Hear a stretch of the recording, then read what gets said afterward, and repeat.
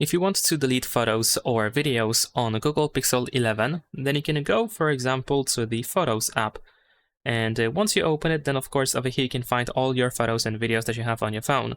If you want to remove a single photo or video, you can open that photo or video, and then here in the bottom right corner we have trash or bin. So you can just tap over here and confirm that you want to move that picture or video to the trash.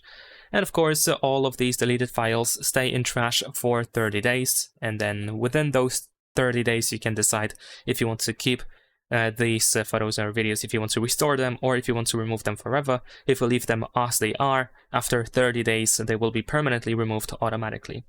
You can of course remove multiple photos and videos at once. So let's say I can press and hold my finger on this picture over here to select it. We can select multiple pictures, of course, and then here at the bottom you can find the same option, trash or bin. So tap over here and confirm that you want to move to trash, and that's pretty much it. Leave a like and subscribe.